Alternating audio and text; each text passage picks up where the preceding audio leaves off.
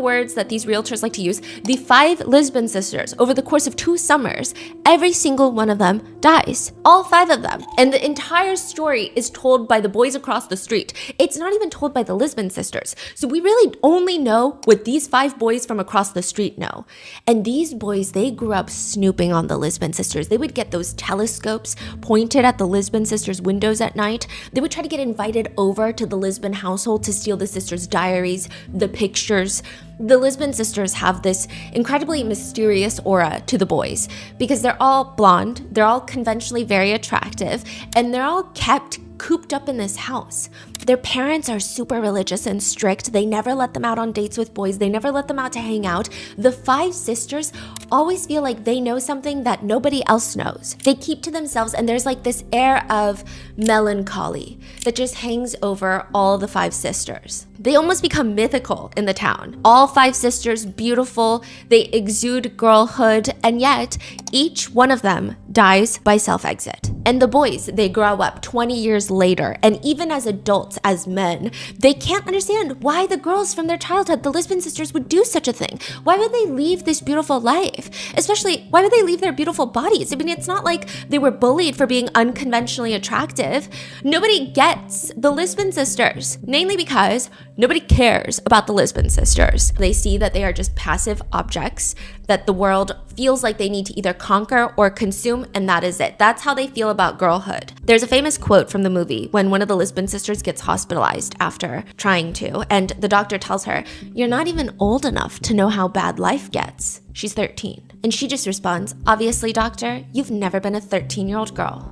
Throughout the whole movie, you see the boys across the street, they steal the sisters' diaries. They skim the boring parts and they just focus on the sexuality journeys and the parts that make them excited. And yet at the end, they still don't understand. It befuddles them why these girls would die. When it is so clear to everybody watching or reading this novel, it's not that they don't know why, it's that the boys don't care about why. People say that this movie is what popularized the term male gaze. And since the Lisbon sisters' whole life story is being told by these brothers, you never know why at the end, because the brothers never know why. Is this a true story or no? No, this is a Completely novel fictional. Okay. turned movie.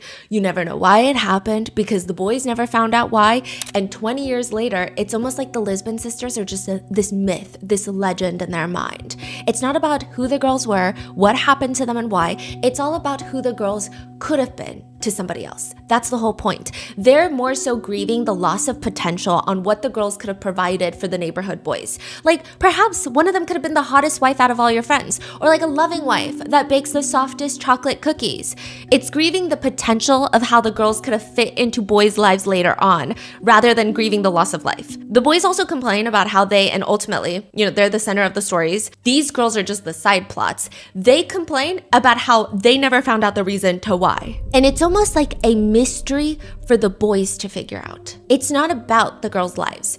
There's this quote that says, it didn't matter in the end how old they had been or that they were girls, but only that we had loved them and they hadn't heard us calling, which by the way, they never did. Still do not hear us up in the treehouse with our thinning hair and soft bellies, calling them out of those rooms where they went to be alone for a long time, alone in death, and where we will never find the pieces to put them back together. I see. Which means for the boys, the Lisbon girls were just for saving. It's like this infuriating story. They didn't care until they died. And It's then almost like the boys, they're at loss. Yeah, and it becomes like a fantasy, something to obsess over for these boys. Like this was a big part of my childhood. It's a canon event because when a girl is dead, they say that she can be whatever you want in your mind. She is no longer around to tell you what happened. So you can make it whatever fantasy that you want, and that is what the boys ultimately end up doing. A lot of people feel frustrated by this book and this movie, but they understand. The whole point is that the audience is never supposed to know why the Lisbon sisters did what they did. You can keep guessing. Your guess is probably better than those idiot boys, but ultimately we're all still guessing because nobody wanted to ask the Lisbon sisters if they were okay or talk to them or figure out what was wrong before it's too late. Instead, after they die, everyone in the book comes up with their own reasoning for why they did it. Each story fits each person's life story a little bit better. For the boys, it's like this enigma, this fantasy of what could have been, of girlhood that's like lost so quickly. something to fixate over. And then the girls are just empty shells. They just project whatever they want onto the girls. Oh, the girl could have been this, the girl could have been that, but like it doesn't matter to them who the girl was. And that is the real life case right now that is unfolding in India of the Kumar sisters' death. 3 sisters, 16 years old, 14 years old, and 12 years old. 3 of them all fall to their deaths from the 9th floor balcony of their house. And their entire lives and their deaths are told by this one man in their lives. And everything about it just seems fishy. This is the case of the Kumar sister. We would like to thank today's sponsors who have made it possible for Rotten Mango to support NAMI National, also known as the National Alliance on Mental Illness. NAMI is the nation's largest mental health organization. This episode's partnerships have also made it possible to support Rotten Mango's growing team, and we'd also like to thank you guys for your continued support. As always, full show notes are available at rottenmangopodcast.com. A big disclaimer for today's case, there's very strong themes of self-exit, perhaps tech addiction, as well as mentions of potential interfamilial relations that are not of the norm. So please take care of yourself. Don't hesitate to take a break, and we will see you in the next one. With that being said, let's get into it. The Kumar sisters do everything together. They eat together, they sleep together, they shower together. If one of them has to use the restroom, all 3 of them will just in like a line, like little ducks, and go to the restroom together. Everything they do is together, which I feel is a bit more understandable when they were really young. But now that they're 12, 14, and 16 years old, the 3 sisters, a lot of people assumed that they would want to have more alone time. They would want to develop their own identities and have some privacy. Even their dad, Mr. Kumar, he questions it at one point. Like even using the toilet together, like why do you have to do everything together? Even the toilet? They just respond, Papa, we do everything together, only together. ऐसे मैंने note तो किया था, ठीक है? मैंने समझाया भी बेटा ये क्या है? पापा हम एक साथ ही जाते हैं. पापा वो एक वॉशरूम जा रही है, मैं हाथ धो रही हूँ और एक मुंह धो रही है. मैंने चलो ठीक है.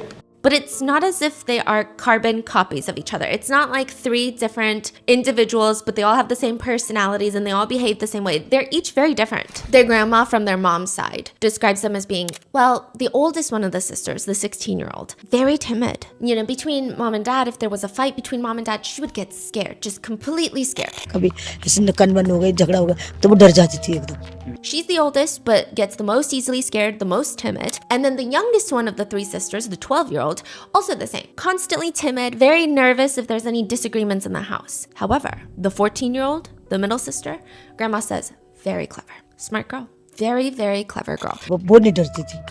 रांची वो डरती नहीं थी. वो हिम्मत वाली लड़की थी. Her mind is very good. It's sharp. Compared to the older sister, she describes her as, you know, the 16-year-old is quite simple, very simple. And the youngest is also, quote, very lucky because she's also quite simple. So that's what the grandma is saying, and which, just to add context, being called simple, from what I can tell, being called simple is not really considered an insult in India like it might be more so in the United States.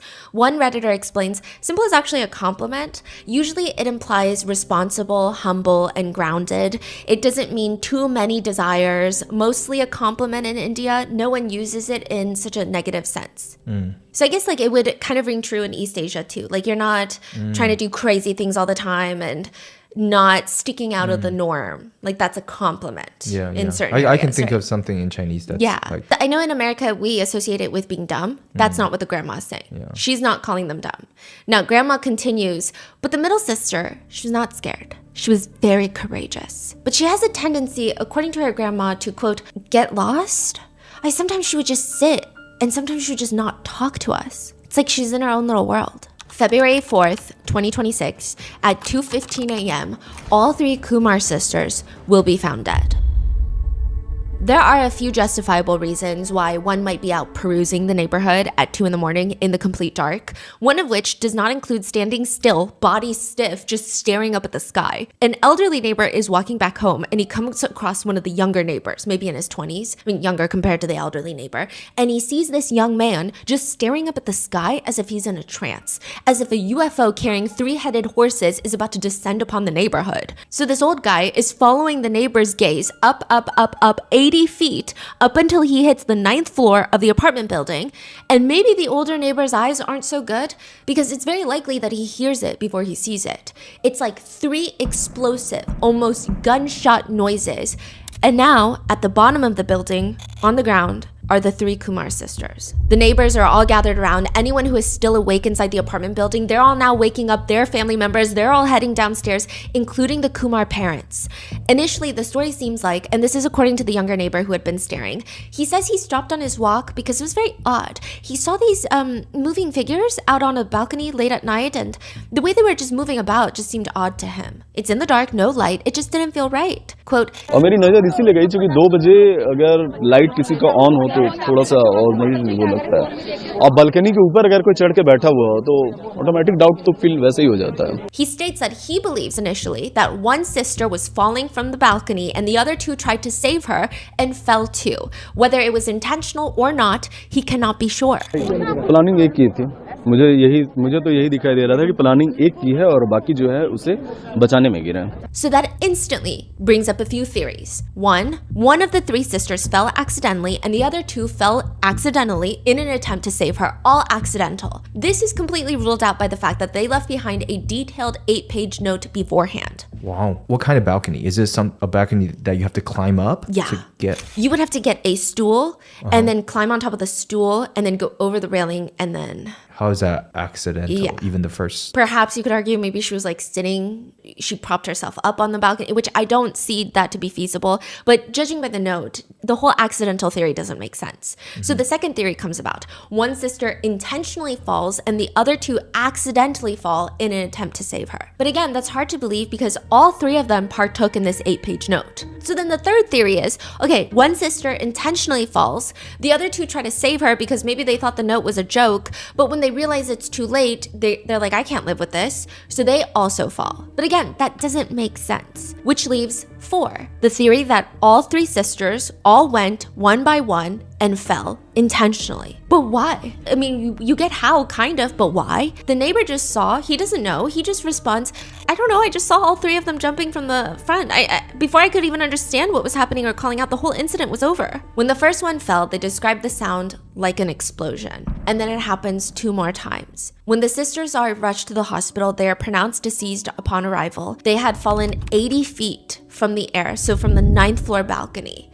And now you have a 16-year-old girl that is now deceased, a 14-year-old girl that is now deceased, and a 12-year-old girl. And this is where, like the novel and the movie, Virgin Self-Exit, which we just talked about in the intro, nobody knows why. The story of why changes depending on who you ask. If you ask her parents, they're going to say one thing. Authorities are going to say another thing. The press are saying something else. And then the netizens are saying something entirely different. And it's not a simple, clean-cut case either. The sisters' family background is very confusing. The 3 Kumar sisters, they're all sisters. They all live together with mom and dad, but they have different moms. So 2 sisters share the same mom, 1 sister has a mom, and they live with both the moms and the dad in the house. The oldest of the 3 sisters is from Mr. Kumar's first marriage. The 2 other sisters are from Mr. Kumar's second marriage. But the sisters are also half siblings, you know, because they're only half related, but they're also cousins because Mr. Kumar's first wife and second wife are biological sisters. What? He married 2 biological sisters, had kids with them, and they all live together. And he also now has a 3rd wife that also lives in this house that he has kids with, a woman named Tina. And all of them live in this 9th floor apartment. Oh, there are more kids in the house? Another daughter and a son, and they're very young. Whoa. Okay. And all of them live in the same apartment building, the same one that the 3 girls just fell out of. And in the sisters' rooms, there's something scribbled on the walls. It reads, I am very, very alone. My life is very, very alone. Make me a heart of broken. And next to an 8-page note that they wrote before they fell is a diary that has the words, read now, written on it. When news of the Kumar sisters' death starts circulating, everyone has the very obvious question of, okay, why? One teenager self-exiting is already devastating and requires a pretty introspective look into the child's circumstances. But 3 sisters at the same time, I mean, there has to be something big, or at least something that everyone is hoping for there to be a reason because they want it to be bigger than mental health. Because mental health is something that it seems like most parents in most countries don't want to address explicitly. So the natural conclusion comes to this. Phone addiction. The 3 girls are so addicted to their phones, they would rather die than be apart from their phones. One People magazine title is, quote, 3 teen sisters jump to their deaths from 9th floor apartment after parents remove access to phones. how did that come about? So the dad said he did take away their phones recently, and they really liked their phones, and they were always on their phones. And so he thinks that's why that these three sisters did the drastic thing that they did. उस दिन शाम को ही मैंने उनसे phone छीना था, तो मैंने कहा फोन नहीं चलाओगे, आगे सूझ रही है। तब भी वो रात में फोन ले गए 12 बजे। 1 बजे करीब मैं दोबारा फोन ले, मतलब मैंने वाइफ को बोला फोन लेके आ गई, फोन लेके आने से वो फोन लेके आ गई। अचानक की मेरी वाइफ ने आवाज मारी, मैं दूसरे रूम में लेटा हुआ था कि ये गेट बंद कर लिया, गेट लगा लिया, अंदर से गेट लगा लिया, अंदर से गेट लगा लिया उन्होंने, गेट अंदर से लॉक कर लिया था। जब कुछ मूवमेंट नहीं नजर आई, एकदम ही कुछ गिरने की आवाज आई मुझे, मैंने दूसरी गली से नीचे झांका, मेरी एक बेटी नीचे पड़ी थी। So this came from the dad. The dad say that's why they jumped. And the media is like, that makes sense. And they just start reporting it. One expert states, adolescents today live dual lives, one physical and one digital. If the digital one collapses, some feel like they have no life left at all. This feels like a situation of, okay, let's just keep adding on top of it until no one can see what we're going to bury to begin with. Because after that's reported, that the Kumar sisters probably did this because their phones were taken away from them, a lot of people, myself included, start questioning that narrative. Like, it's already so unheard of to begin with, but if it is true that all three sisters did this because their phones were taken away, that indicates that something is not okay with the kids. Typically, children that develop such strong, deep addictions to their devices, their addiction to the phone is just a presentation of the symptoms. It's not the problem. The problem is usually family life, home life, cyberbullying, bullying, abuse, lack of community, mental health illnesses that are being ignored. It's not just like, I love my phone, I'm addicted to my phone. It's statistically uncommon for children to die from phone addiction. They could have phone addiction and then get roped in by a predator. They could have phone addiction and then become victim to cyberbullying or blackmail. But just to have your phone taken away and that be the reason that you self-exit, it's not statistically common at all. But you said they left a note, right? Yes. So is that, did they That write whole something? note has not been released to the public. Excerpts of that note have been released, and it's weird. It's really weird. Yeah. So none of this makes sense for even one child to die because they got their phone taken away. But now you're saying it's all three sisters. Is there some sort of, I know a lot of people were thinking it was when all three sisters could go into a state of psychosis together, but that doesn't seem to be the case either. So there must be something darker on that phone. Then comes new information. See, this is why I'm like, it feels like this case, people just keep stacking information on top when questions start arising. Right. Okay. So back to the phone thing. The dad told the news that he took away all three girls' phone. Well, only two of the girls had phones. And then one of them had their phone taken away 3 months ago. So all three of them were sharing one phone. And then that phone was taken away recently. Oh, so they're all sharing one phone and now all three of them have no phone. Yeah. That's crazy. That's a bizarre conclusion for a father to come to. So then they come up with new information. They were playing a task-based game that told them to do it. Game के बने था, लेकिन मुझे नहीं पता था कि ये इसमें ऐसा टास्क भी है कि खुद आने का टास्क है। मुझे पता होती जी कौन बाप अपने बच्चे को मरने देगा, सब बताओ। There was this big scare back during the COVID days of the Blue Whale game. Do you remember that? Yeah. Okay, it's like it's an alleged 50-day, 50-task challenge where over the course of 50 days, kids would download the Blue Whale challenge or talk to people on Discord about it, and they would have to complete 50 tasks, one for each day, and they all start rather innocent. It's like, watch a scary movie, wake up in the middle of the night, and then the game finally instructs you at the end of the 50-day mark to commit the very last task, which largely turned out to be not true, this whole Blue Whale challenge. There was a small connection between a few deaths in Europe, specifically Russia, and the imagery of blue whales. And it could have been due to a very famous song in Russia that is centered around blue whales, or it could have been due to the fact that blue whales sometimes beach themselves, causing their own deaths. So they'll beach themselves on the shore and then they'll die. A lot of people think that it's the most reminiscent of the human self-exit, because a lot of animals have very strong, they don't want to die. So a lot of that imagery has been associated perhaps with the connection of really dark thoughts. Scientists don't really have an answer for why blue whales beach themselves. There's not really a solid one. It could be stressors from habitat change, weather sickness.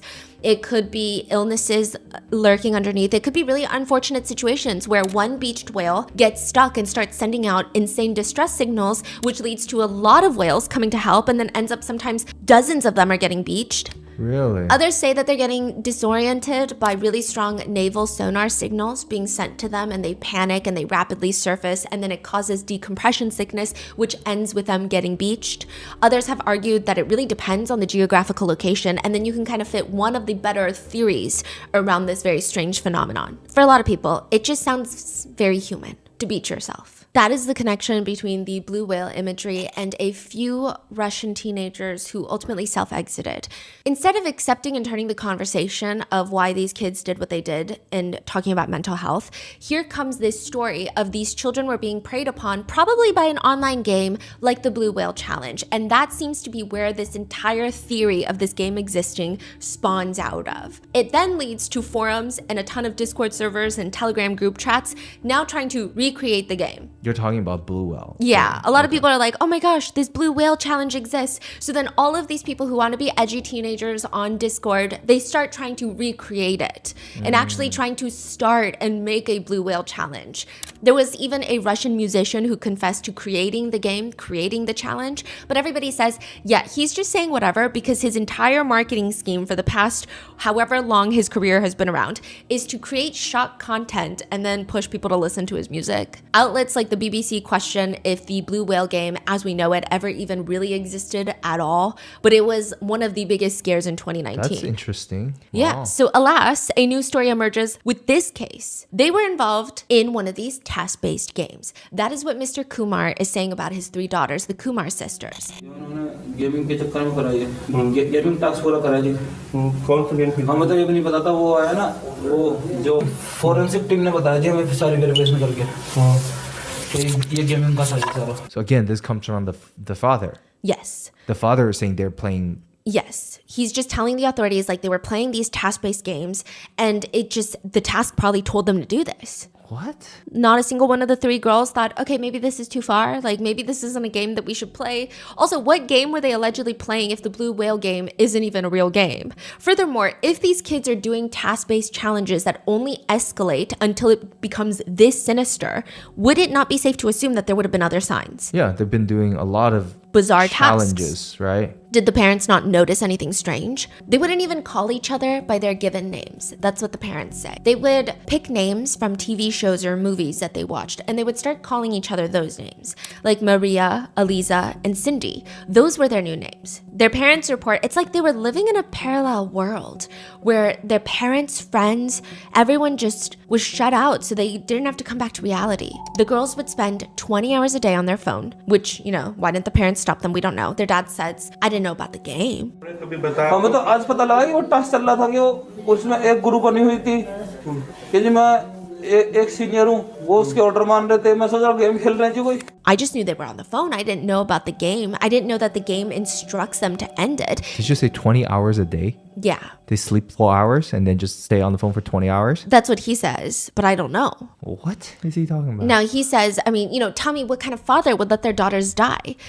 Tell me what kind of father would let their kid play a game that's going to cause their death? They did it because of the game. They were performing the tasks given out by the game. Game के बने था लेकिन मुझे नहीं पता था कि ये इसमें ऐसा टास्क भी है कि खुद मारने का टास्क है मुझे पता होती जी कौन बाप अपने बच्चे को मरने देगा सब बताओ. But it's the way in the interviews with Mr. Kumar, the way he's doing these interviews, there's no emotion, there's no inflection in his voice. He almost sounds bothered by having to explain what happened to the press. पता होती जी कौन बाप अपने बच्चे को मरने देगा सब बताओ. आप खुद बताओ कौन बाप बनने बताओ अपने बच्चों को गेम खेलने के. But not in this emotional, I'm so distraught, and you hungry bottom-feeding reporters won't leave me alone until I make a statement, so here's your goddamn statement. It's not like that. There's almost like a weird air of just kind of nonchalant energy that seems very ill-fitting for a man in his position. He didn't even just lose 1 daughter, he lost 3 daughters, he lost 3 kids. He seems way too calm. At least that's what netizens believe. Left behind in the girls' room is the 8-page note that reads, true life story with a sad face emoji. And it's a mixture of Hindi and English, and the full copy has yet to be released. And next to that is their diary with instructions for their father to read it, which again, the full copy is yet to be released. And their diary is seemingly at odds with everything that we've learned so far. Mainstream media is telling us it's a phone addiction, maybe social media addiction. It's the Blue Whale game. But when you see excerpts from the diary, one portion reads, you don't know how much we loved Korea. Now see the proof. Now it's confirmed here that Korea and K-pop groups are our lives. Another portion reads, death is better for us than your beatings. This is why we are self-exiting. Sorry, Papa. This is the diary. This is not from their notes. The sorry, Papa is from their note, and then the diary is this is why we love Korea. This is why we Or love... this is how much we love Korea. This is how much we love Korea? So the whole Korean thing starts to slowly take over every news article about the Kumar sisters. It started with 3 sisters with a phone addiction. Then it went to 3 sisters playing a task-based game online. Then now it's becoming 3 sisters obsessed with Korean culture die. They did not just die from a phone addiction or from a game, which, I mean, those were nonsensical explanations to begin with. When the dad would even explain the game, he doesn't know what game he's talking about. He doesn't know what tasks they would do. Some reports even firmly state that the police have ruled out a task-based game. अभी तक के जांच में online gaming और gaming में दिए जाने वाले टास्क के बारे में कोई भी तथ्य सामने नहीं आया है. So all of that isn't making any sense. And now the father has a new version of events of why the girls did what they did. And it all starts and ends with South Korea. He said he wants everything Korea banned in India. He says Korean content should be banned in India. No Korean dramas, no Korean videos, no Korean channels. My demand from the government is ban all Korean dramas, videos, channels in India. Nothing Korea should be running in India. Korea बंद होना चाहिए India में बस. Korean नाटक चले, ना Korean video चले, ना कोरियन चैनल चले बस. The girl's diary reads, "You don't know how much we loved Korea. The way we loved Korean actors and K-pop groups, we didn't even love family members that much." They proceed to list 19 things about Korean, Japanese, Chinese, British, Thai, American culture that their parents did not let them partake in. And it's primarily a list of shows and movies that their parents disapproved of, including cartoons like Shin-chan and Doraemon. They even wrote about how they have a younger sister? It's a 4-year-old little girl. And they were upset that the parents influenced her first because they were really excited to make the 4-year-old sister, quote, their own. But instead, their parents kept showing the 4-year-old girl Bollywood movies rather than Korean movies, which they write in their journal about their 4-year-old sister, quote, "You made her Bollywood, which we hated more than life itself." So this is from their diary. Yeah. And 3 girls share one diary? Mm-hmm. Huh.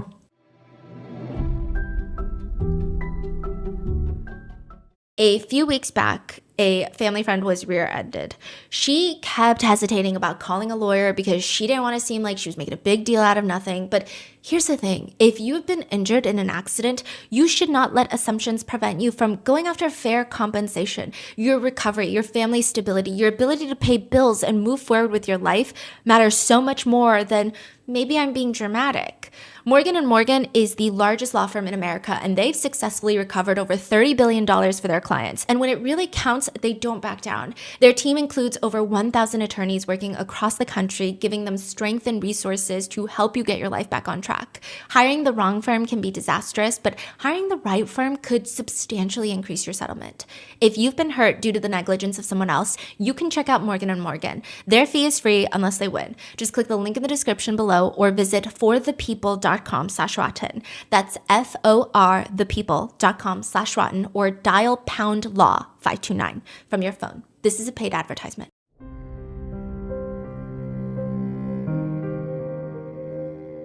Kumar, the father, has stated in an interview, they listened to Korean music, they watched Korean films and dramas, web series, and cartoons. They also wanted to go to Korea. All 3 wanted us to accept Korean culture, but when we refused their behavior, they went into a shell and lived in their own world. Their dad says they would only dress Korean, they would do their hair in Korean styles, they used symbols that were in the Squid Games, their wallpapers on their phones were pictures of them wearing Korean-style clothes.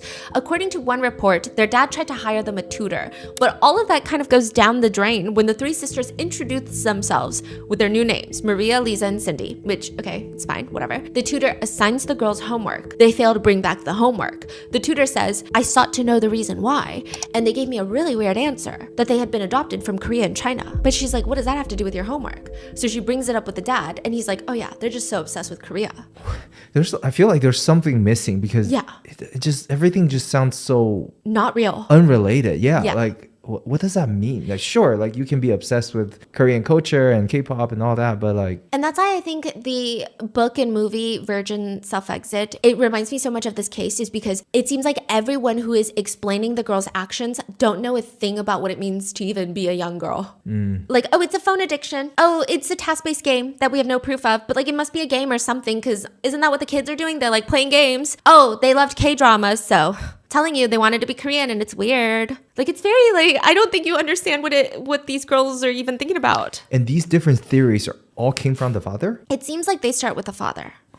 Yeah, there's gonna be more on the father. But he just says they have a fixation on everything Korean. And because they were not Korean, because they couldn't go to Korea, they died. Okay, we don't have to go down the Ollie London rabbit hole again. He is notoriously a white man who did a ton of plastic surgery and came out to say that he will now be identifying as a Korean man. I believe he's no longer Korean though. I think he's Christian now, so here we are. I don't know.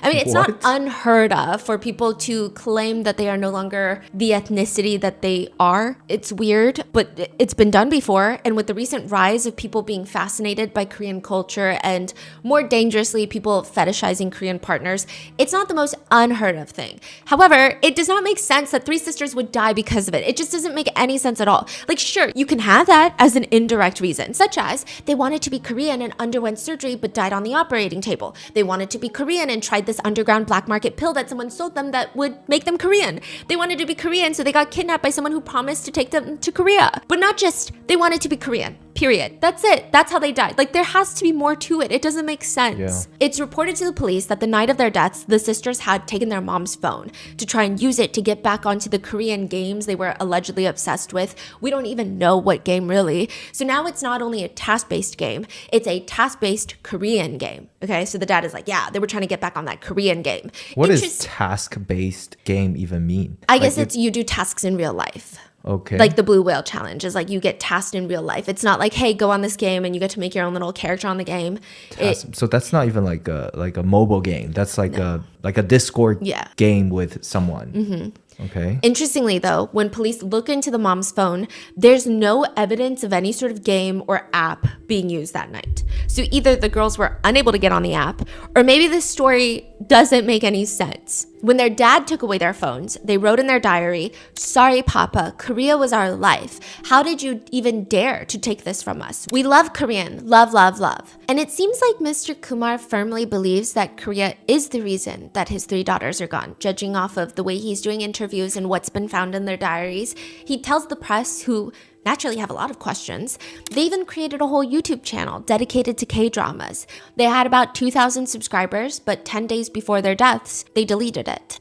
नहीं game भी खेलते थे video भी डालते थे YouTube channel ही बनाया हुआ था कोरियर का उन्होंने I don't think it was voluntary. So in other reports, Kumar, the father, says that he forced them to delete their channels based off of their growing fixation on Korean culture. They just keep living in their own world. He says that he believes probably him forcing them to delete their YouTube channel, taking away their phones, really sent them off the deep end. They broke. He says, "I used to pamper my children a lot. They would watch K-dramas, Korean games, Korean reels. Their eyes were swollen, which is why I took away their phones.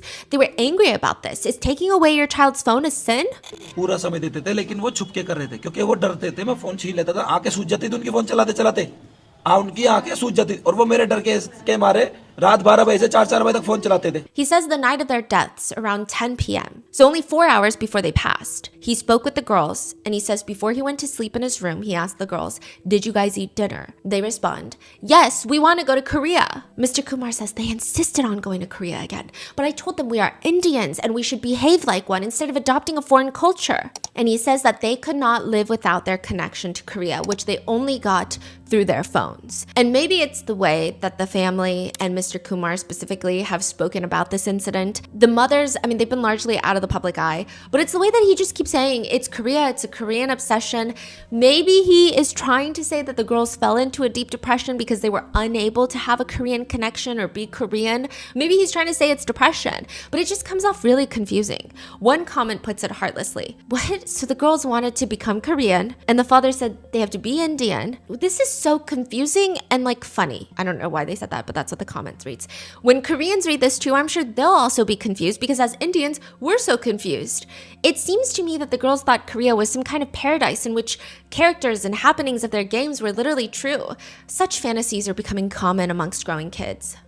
The whole thing is just weird. Maybe everyone, myself included, we are all naive and we don't want to believe it's possible for three sisters to just do this because they love Korea, or it's just weird. So for example, when going through all the different reports, some reports say that the eldest eldest daughter, the 16-year-old, got her phone 3 months ago. Some say 6 months ago, but it was sold 3 months ago. So she only had it for 3 months. Then the 14-year-old girl, the middle sister, got a phone 15 days ago, but it was taken away maybe 48 hours before their deaths. But regardless, if they got their phone 6 months ago and it was taken away 3 months ago, or 3 months ago and then it was recently taken away, it doesn't really matter. All I'm saying is the 3 sisters probably had 1 or 2 phones that they were sharing for what, max 3 months?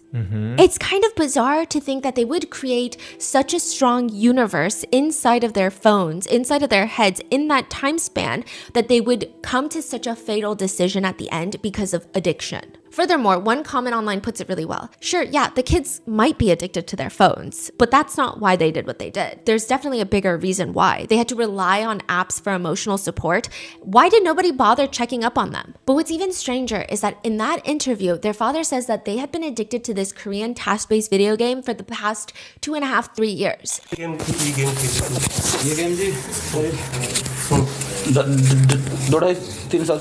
Which is weird considering they haven't had a phone for that long. What game? He doesn't know what game. Some reports say the police came out and flat out said there is no game. So we don't even know what game he's talking about. Yeah, but there's just, he keeps referencing a game. Doesn't even sound like he knows what he's talking about. No, and then when people ask like what kind of tasks, right? He can easily just be like, hey, here's the game. Yeah. Like that will explain so many questions that everybody has. Okay, so he was asked multiple times and I was watching a few interviews and it was very frustrating. The reporters keep asking him, well, can you give us an example of the different types of tasks that they would do? So I don't think the reporters are even skeptical of him. I think it's more so there is a huge fear probably in every nation, including India, definitely in places like Australia, where I think you can't even have social media if you're under the age of 15 now. But in India, they want to have similar laws put in place. I see. And so a lot of the reporters are like, tell us what kind of tasks so that other parents can notice if their kids are doing these tasks. But the dad would just say things like, can you really believe, as a man, as a father, I would let my kids die? That's his like go-to response. Multiple times. He's asked about specific tasks or specific questions, and he always says, would a father think about it? If I knew they were playing this game, would a father let their kids die? कौन बाप अपने बच्चे को मरने देगा सब बताओ आप खुद बताओ सब कौन बाप मरने देगा अपने बच्चों को गेम खेलने के Normally no, but he's being so sus. So, Yeah, and it's why a- does he keep saying that? I feel like didn't we read it somewhere that's like a default response to something that you don't want to admit? It's very bizarre. And I think, okay, normally I would be very hesitant and very cautious of casting any sort of doubt on any of the family members involved. But I think the household really needs to be looked at because when you have 3 children have such a drastic action, there's something going on in their lives. And if the parents failed to notice it, is it truly they were that good at not being alert and not being aware of what's happening with their kids? At the very least, is it neglect, right? It just doesn't make any sense. What about the moms? They have been very quiet. They're not even doing interviews. The grandma on the mom's side did an interview, which we're going to get into in a second, but she's like, I love my kids. I love my grandkids. I love my son-in-law. How's dad's energy? Like, you said he's like So nonchalant. I didn't see him cry. I don't see him choke up. It's just weird. The way he responds is very aggressive, but again, not in the way that I would be able to understand of, I am grieving, leave me alone. It's not that kind of aggressive. It's more like, I mean, what kind of dad would let their kids die? Why are you even asking me these questions?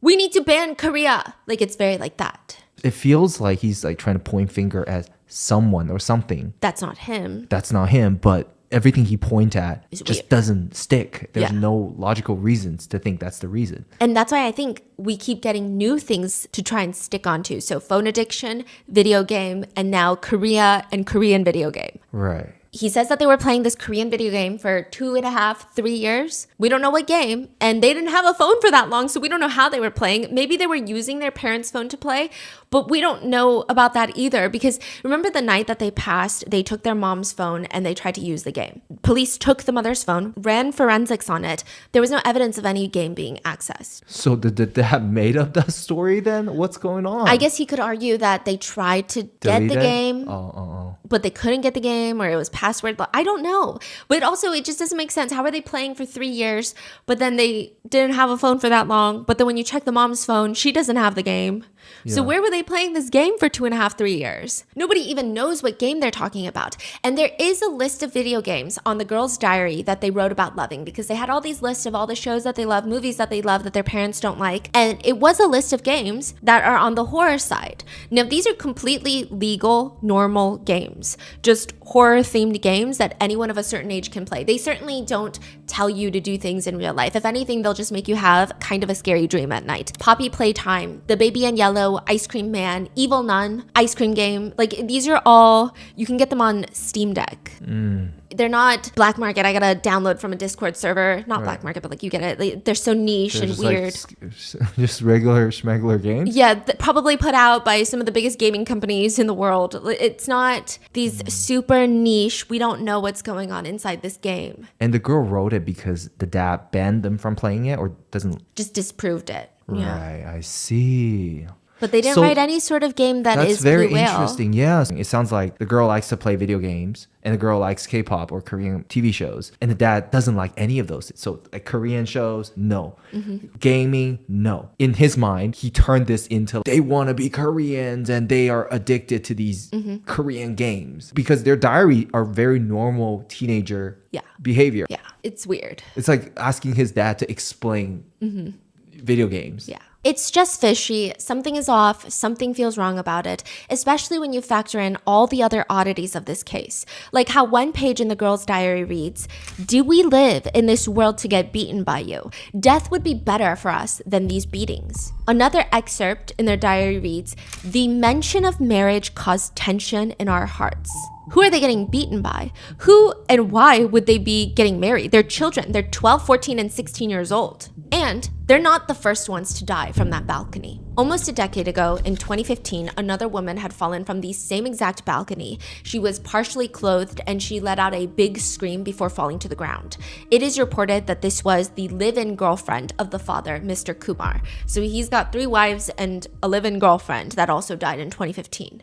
She had fallen, and originally reports stated that she was trying to hang clothes outside to dry but slipped and fell.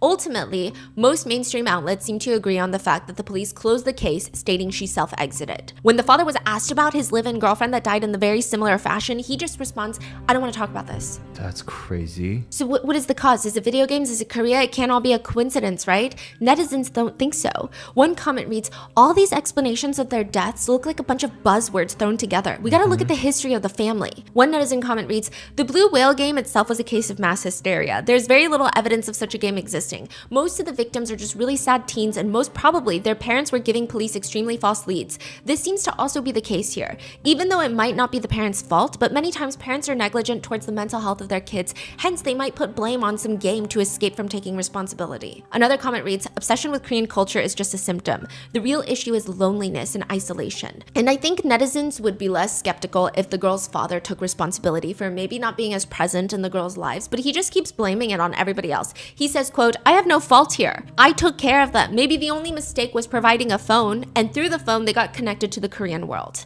एक line में आप ये बता दीजिए आपके तीनों बच्चों की मौत की वजह क्या है? क्या गेम है या फिर आपका न देख पाना है या फिर परवरिश में आपके कमी है?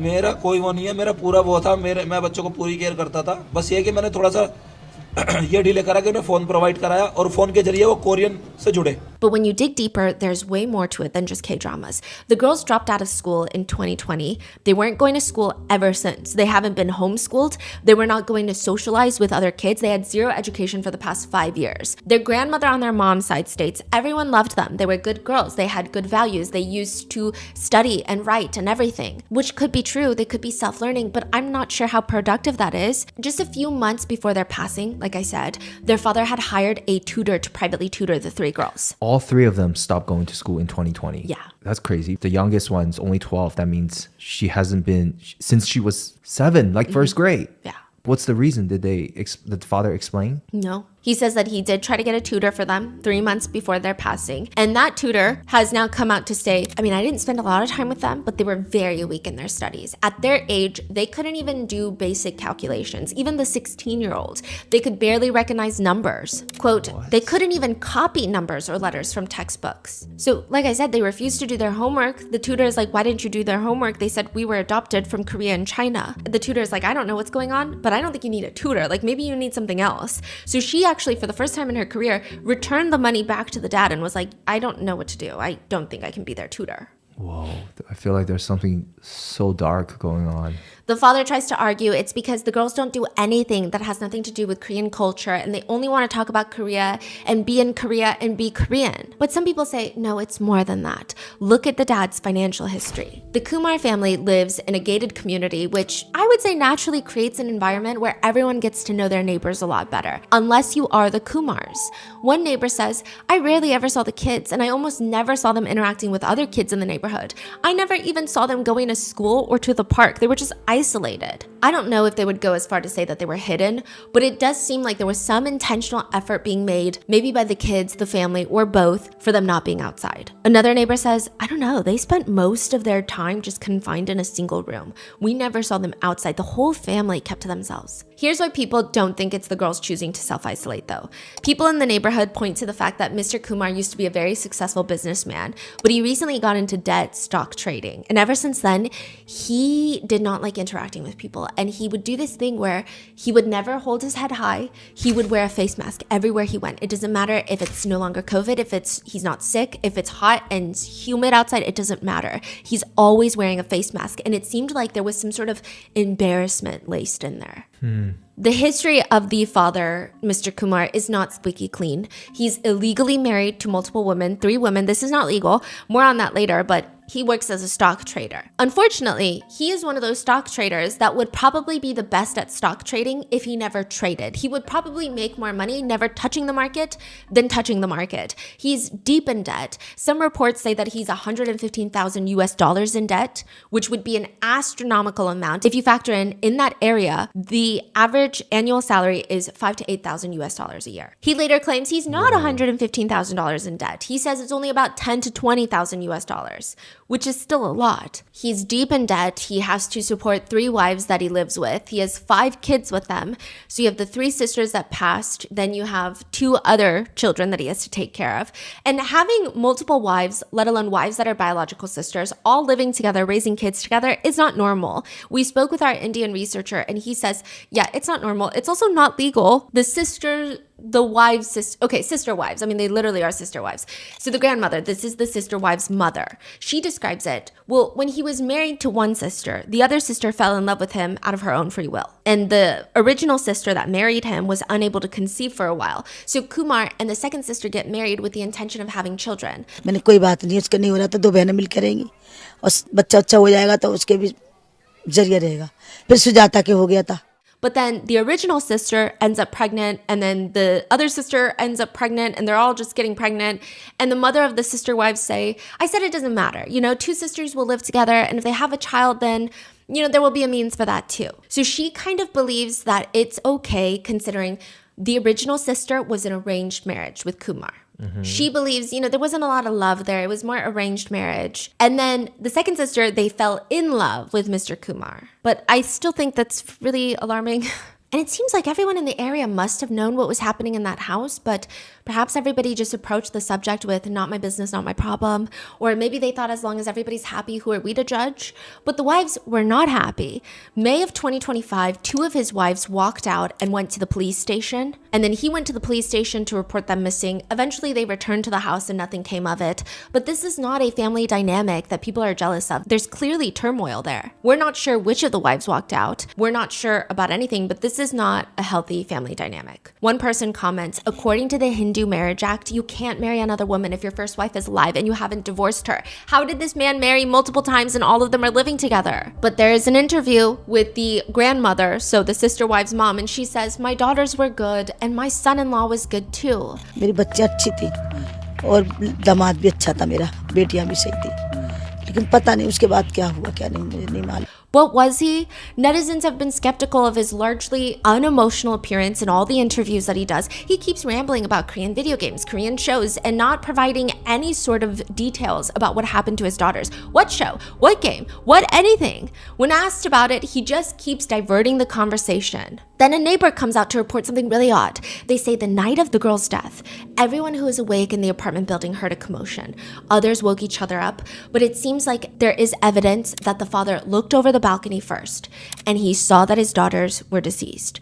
Going off of his interviews, he freaks out, he wakes up his wife, they head downstairs. But as they're heading downstairs, one of the neighbors is with them in the little elevator lift, and all 9 floors down, it's the 3 of them, the father, one wife, we don't know which one, and a neighbor. The neighbor says it was weird. So by this point, it seems like both of them know what happened. But the father, he's so calm, he's stoic the whole way down, and meanwhile, his wife is having a more normal response. However, she's very oddly angry at him, hitting him, screaming him the whole way down to the ground floor. That's really telling. Even when they get down to the ground floor, the wife is busy trying to cover the girls with clothing, a scarf, and neighbors report the whole time she would be putting a scarf over the girls and then going to hit her husband and then trying to cover the girls' faces and then going to abuse her husband is how they say it. I mean, why is she so mad at him? Whoa. But the craziest thing is, I do think it is dangerous to cast doubt or suspicion on a grieving family member, especially when, in the note, the girls don't address their mom at all. So the police believe that they had a stronger connection to their dad.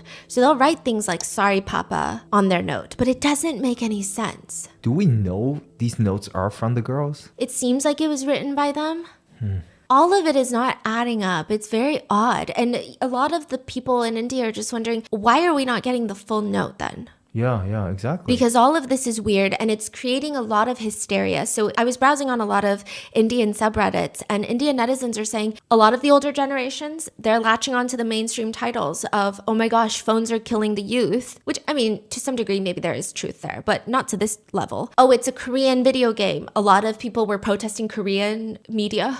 They were trying to protest, anything Korean. A lot of older, more traditional Indian parents were saying, we have to watch out for Western culture, American culture infiltrating our youth, and now we have to watch out for Korean culture. Like, it's just another thing that we have to shield our kids from. And I get it. I think different cultures have different aesthetics and things that we might not all approve of, but it's just been creating mass hysteria amongst the older generations. And then all of the younger generations are like, hey guys, so I don't think it's that.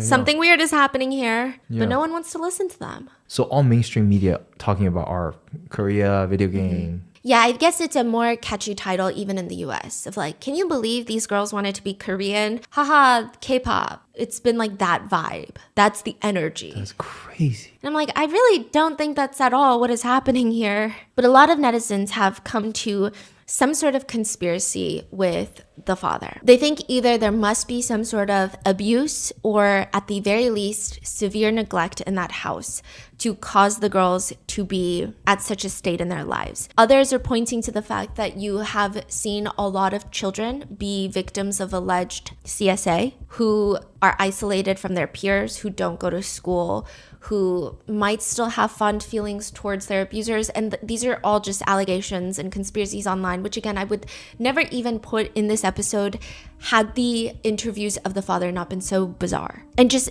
nothing makes sense. Like, if we had a theory that made sense of why the girls did what they did, I don't even think I would even entertain such a conspiracy theory because I don't think it's appropriate, but nothing makes sense. And then people thought, well, maybe the father is ashamed because of his financial state. Maybe he mentioned marrying them off to make money for his debt. Because why else would girls write things like, oh, even the mention of marriage caused tension in our hearts? Yep, I can see that, yeah. And maybe they don't hate their dad, they just don't like the idea of getting married. So that's why they wrote, sorry, Papa, like, you can't pay off your debt because we're just gonna. But would that not be included in the letter? I don't know. There are netizen speculations that perhaps the dad threatened to marry them off and took their phone, disconnecting them from the world. Or some people think maybe not, because there's a part in their diary that reads, you try to make us give up Korea. Korea was our life. You expected our marriage to an Indian, and that can never happen. So some people are saying, well, maybe the girls had brought up, one day I'm gonna grow up and marry someone Korean. And the dad did whatever dads do, which is like, no, you're not. You're going to marry an Indian man. And he didn't even think about it. And the girls took this to heart and they started internalizing all of this information, and that made them super depressed. But I feel like that's a very weird theory. So as of right now, police have stated that they will be furthering the investigation to try and find What, if any, apps were being used by the girls on their phones? The problem is the father sold their phones, both of their phones, to make up for his debt. So they have to track down the phones and then try to run forensics on them, see if they were talking to anybody, encouraging them to do what they did. But their deaths so far have been ruled a self-exit. The sister's grandma on the mom's side states, "I'm in a lot of grief. I feel like, how did this happen to us? This should not have happened. Our granddaughters were very good, very nice, educated too. Our girls were good. They loved me a lot. They loved grandfather and aunt. They loved everyone." She says whenever she would visit, the three sisters would surround her on the bed and hold her close until all of them fell asleep. मुझे बहुत प्यार करती थी। जब मैं जाती थी इनके घर पे तो तीनों बेटियां मुझे घेट लेती थी चारों तरफ से और मुझे सुलाती थी अपने साथ पकड़ के नानी आप हमारे साथ सोओगे. And while a lot of netizens feel sympathy for the Kumar family, some want the parents, especially the dad, to be investigated. They don't think that he might have outright killed his daughters, but they think that there's way more to the story. One comment reads, "I hope the father was arrested for sheer neglect." Another comment reads, "This whole case is shady. I don't believe for a single second they killed themselves over K-pop. That seems like some made-up BS the father made up. He was married to 3 women and pulled his daughters out of school and kept them at home. Nothing about their lives was normal." Another commentator writes, "The dad is weird. He lied to the media about the K-pop angle. He created a distraction to evade the situation. Anyone who thought it could really be because of a game was misled by the media." And that is where we are right now with the case of the Kumar sisters. What are your thoughts on this case? So shady. Yeah, everything about it just doesn't make sense. And everyone who keeps coming out, the dad mainly, who keeps giving his version of why the girls did it, it just reminds me so much of the novel Virgin Self-Exit, because it's like, I don't even think he knew his own daughters. None of this makes sense. If you've ever been like a 12, 14, 16-year-old girl, none of this really makes sense. Yeah. Even the fact that just they're not in school for 5 years, I mean, that's the biggest red flag. Yeah. Come on. What are your thoughts? Leave it in the comments. Stay safe, and I will see you in the next one.